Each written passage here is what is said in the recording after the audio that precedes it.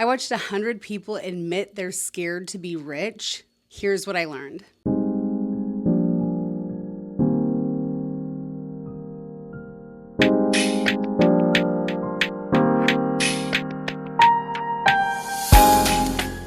So I just got back from a Tony Robbins Wealth Mastery seminar, and it was a super powerful seminar, but there was something so crazy. I don't know if crazy is the right word because it happens all the time, but it was just so like in my face that I felt like I had to share it. So in the seminar, we broke into groups and we talked about how we felt about money, about being wealthy, just about money in general, the energy of having money. And there was so many people that the words they got for money were corruption, evil, scary. We had people like come up on the screen and say like what they felt. So basically the host read like 10 different statements. Money is, money really is, me money is, me without money is. And the answers were just insane to me. So I had a one-on-one partner and they told me that they had old patterns from their childhood. And this woman was probably, I'd say like late 50s, somewhere in their 50s, and was telling me that she was just so triggered by the idea of wealth and money because her whole childhood was about like not having money. But she said her family had money, but it was embarrassing and they hid it and they didn't talk about it. And it was just a very triggering subject for her. And I was just so like blown away by, she was like, I don't know how we're going to rewire this. I've been through so much of this. I've been working on this for 30 some years. And I was like, 30 years? And now all of us usually start with beliefs that aren't 100% in alignment with where we should be. Otherwise, we would already be where we want to be.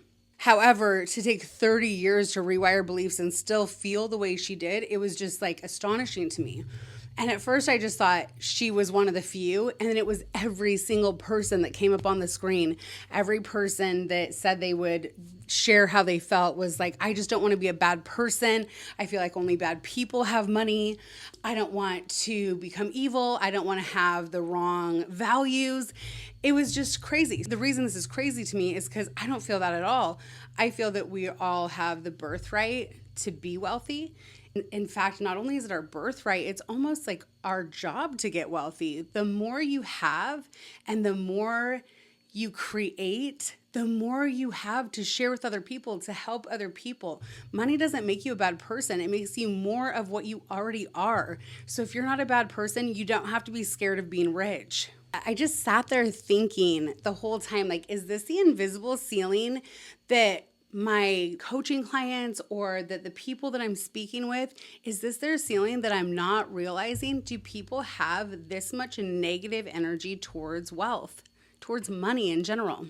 We're also busy talking about tactics and frameworks and strategies and funnels that we're not getting to the core of the things that are actually blocking us from having everything we desire.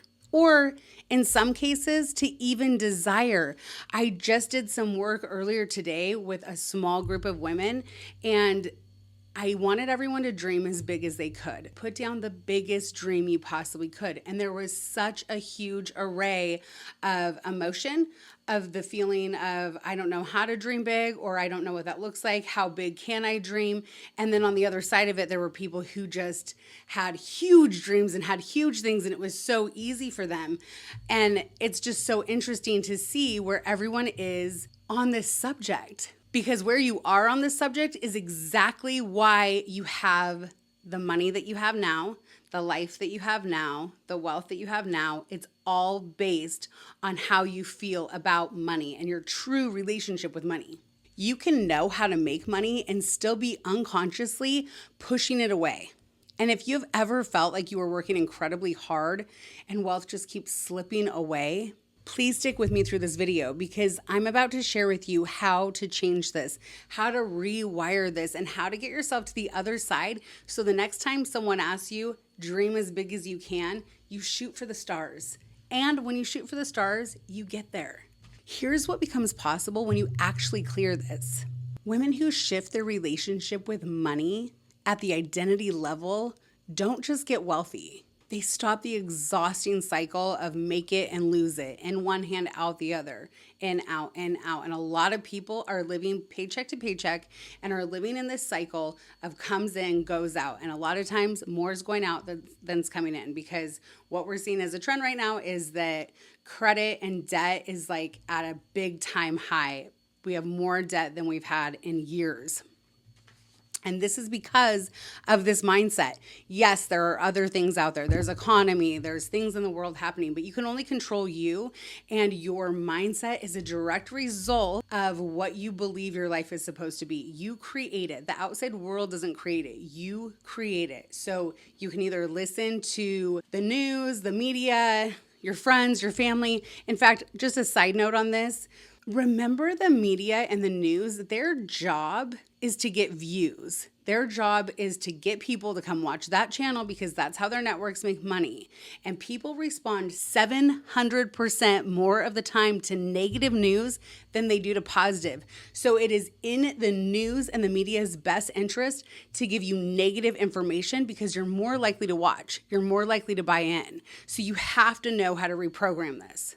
The women who do this at an identity level, they stop self-sabotaging. They recognize opportunity and they understand when things are just happening because something's about to break through. And they stop feeling guilty every time they spend money on themselves and every single time they charge what they're worth. They become someone who wealth feels natural for, someone who receives it without internal war. And most people never even know they're fighting. And that's what I want for you. And that's exactly what this video is for and is going to help you start doing today. Let me tell you where I was before I understood this. I was a teen mom twice. I opened my first company at 25, which sounds great. And it sounds like good job me. But no, I had 10 clients and no money. And I was trying to figure out how to make something happen, which it was my determination and my belief in myself that made us still here 18 years later. However, I didn't have any proof that anything I was doing was going to work. In fact, I was rushing home in between clients. I would get tips or get a cash payment and rush to the water company to pay my bill to make sure it didn't get shut off before they closed that night. I was always behind on all of my bills. I couldn't pay any of my minimums. My credit was terrible. And I still had to show up every single day so it wouldn't all fall apart and pretend like life was good and like I had something going on. And this mindset came from childhood. All of our mindsets come from childhood. So when your parents say, we can't afford that, or put it back, that's not what, we can't get that, and you watch other people have and you don't have. And now I grew up in a great house, a great family. My parents were divorced, but my dad did well and he took us to do fun things all the time. And my mom was a great mom and she showed up all the time. We definitely weren't broke or suffering, but there was a lot of words about rich people being bad, about just negative connotation about money and rich people in general. And then I heard multiple times that money doesn't grow on trees. And put it back. We're not buying that. We don't have money for that. And the worst part is a lot of times as parents, we say things like that because we don't want to be like, you don't need some more junk. We don't have money for that. Just put it back. We don't even mean what we're saying, but those words start to form a story inside of the mind of a young person. And I had also been subconsciously programmed to believe that if you own a business, you're supposed to work 6 days a week, multiple hours. My dad owned a restaurant. They were open 5 or 6 days a week, and they were lunch and dinner, and he was the only chef. He had sous chefs and stuff, but he worked every single shift. And they had a great life. They traveled and stuff. But my belief from what I witnessed was if you own a business and you want it to be successful, you have to be there all day, every single day.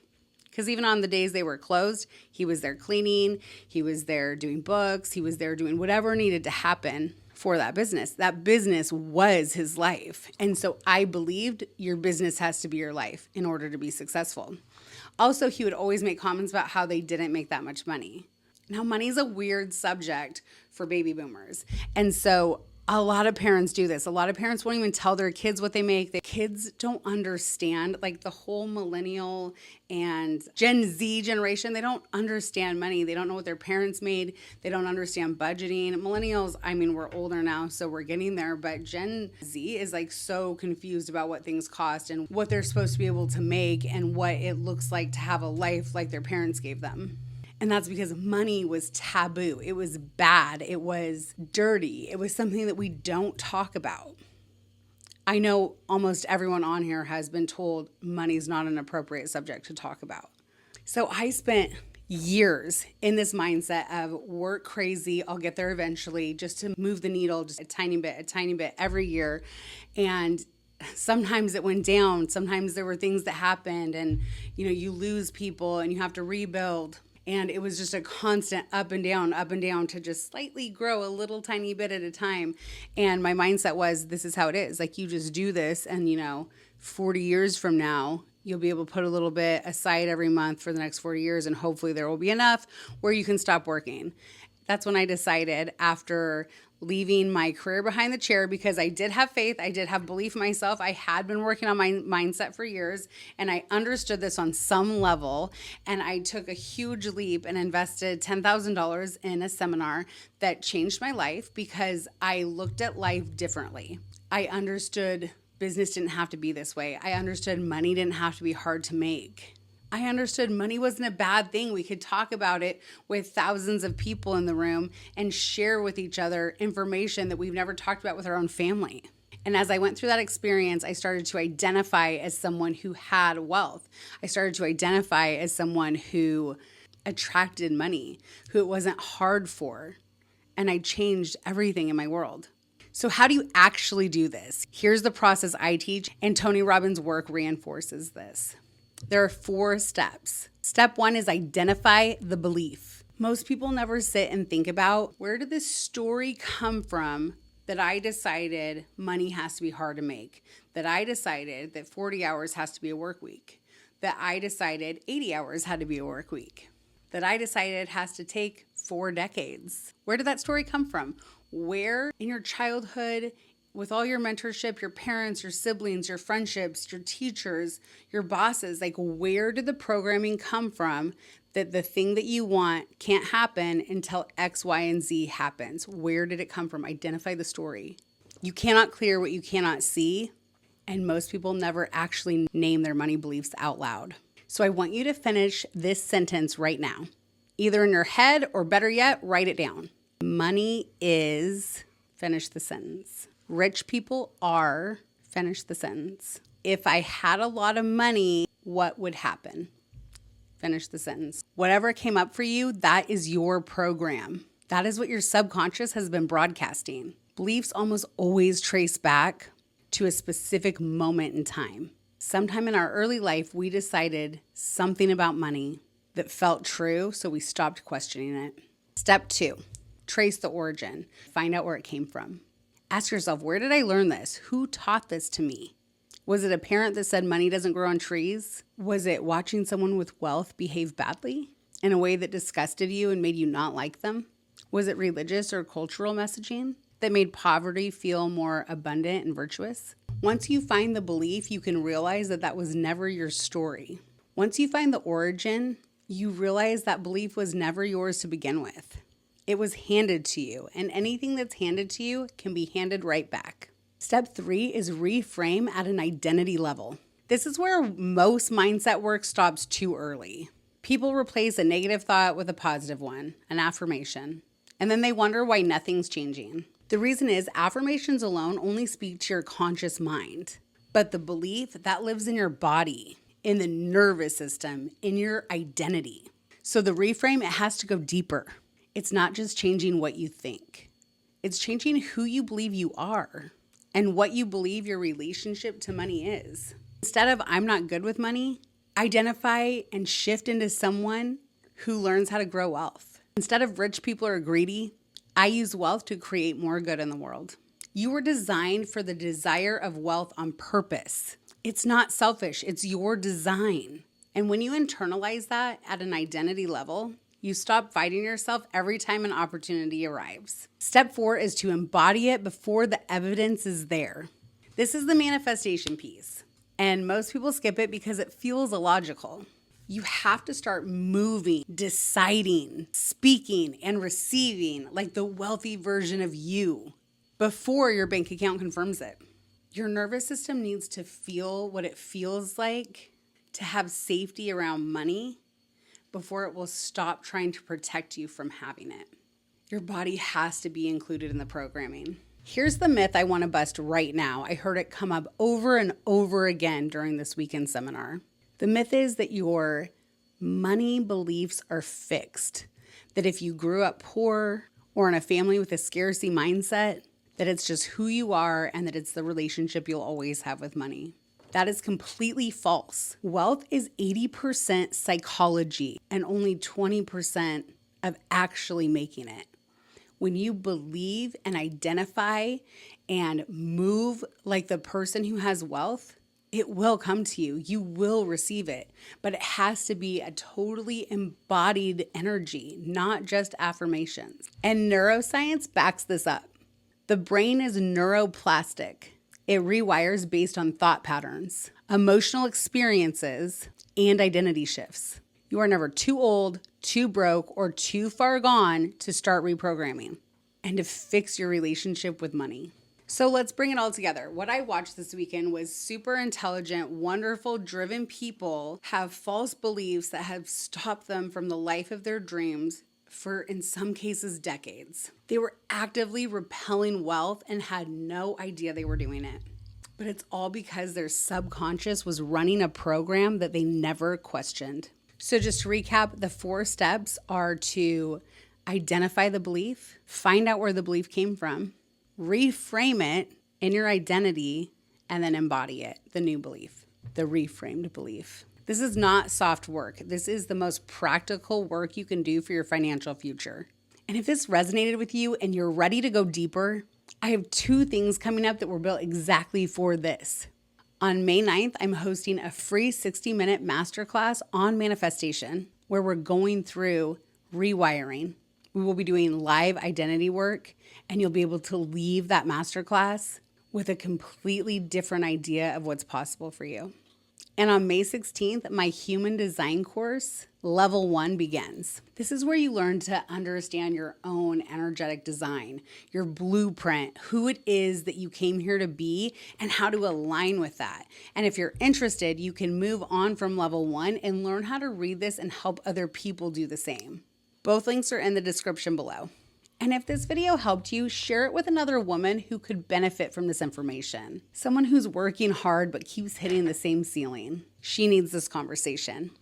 I'll see you in the next one.